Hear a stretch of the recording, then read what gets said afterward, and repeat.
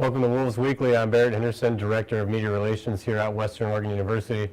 Joined once again this week by head coach Mike Johnson from Western Oregon Track and Field. Mike, we didn't get a chance to talk to you last week as you were in North Carolina at the Indoor National Championships.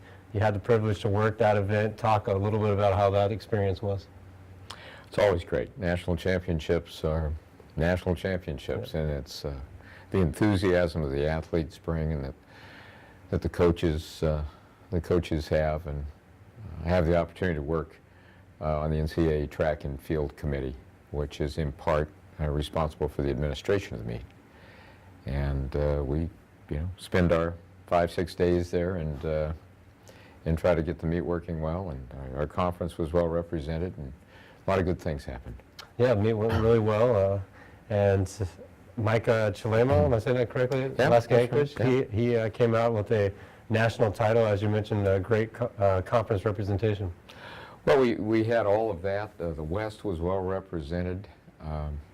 It was a wonderful facility. It's a fast 200-meter flat track.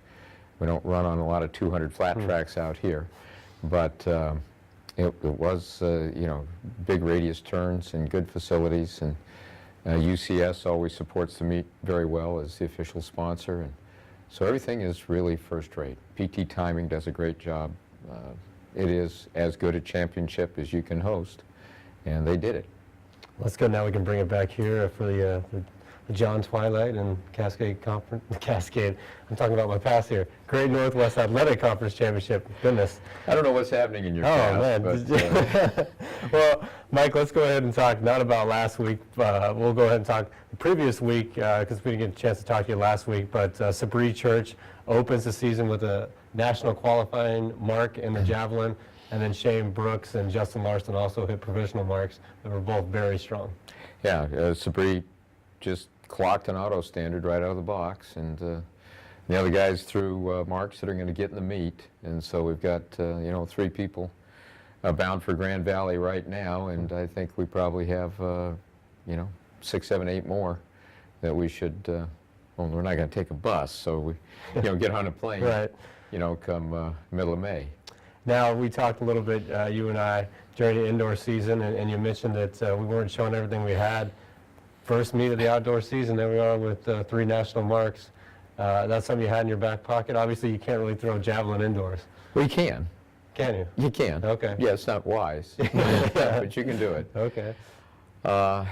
Yeah, this is a team that really lends itself more to, outdoor competition. They like that. We, Aaron Whitaker came out in our first meet and did a nice job in the 400. As you saw this last weekend, Brady ran very well. Audrey Hoesto made her debut at, at the meet on the last weekend in the 400 hurdles. Mm-hmm.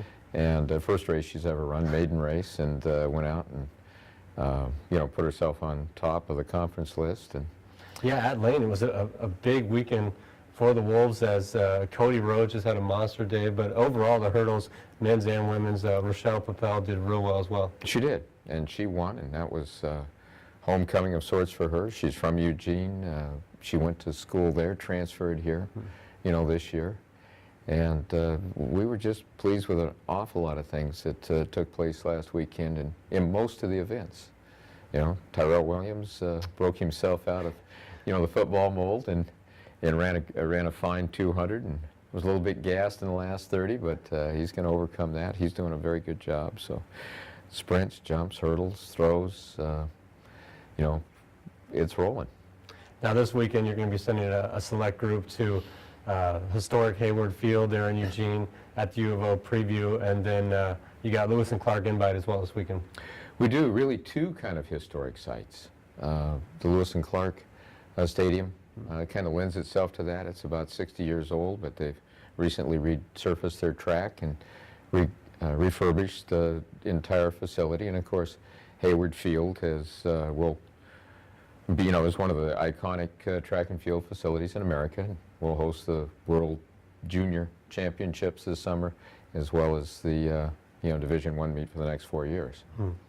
Now, anything this weekend that you can share with us?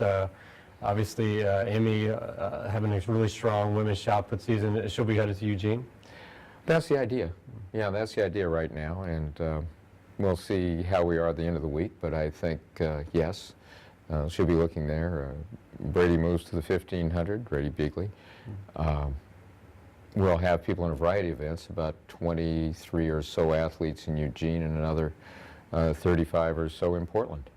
So we're splitting the squad, and it's kind of like Cactus League. Yeah, exactly. We've Yeah. got- Spring got the training. Spring training. Yeah. We've got stuff going on in both parts, except it's not spring training anymore. It's showtime. Now, the last question for you. Did Coach Barnhart give you any bit of a hard time? You were in North Carolina. You missed some great weather here last week. I know that our team got out and enjoyed that and got some great outdoor practice in. Well, she can give me a hard time. It was 70 when I got off the plane back there. Then within 12 hours, it was 28. Oh, geez. And windy and the rest of it. And so I didn't enjoy great weather, but in an indoor meet, it's not that big a deal. Yeah. And Just watch out for those javelins. oh, that's what you have to do. That when you get a javelin indoors, you never know where they're going to come from. Well, Mike, as always, we appreciate you joining us this week, and we wish you the best of luck on Saturday. Thanks. Appreciate it. That'll do it for this week's show.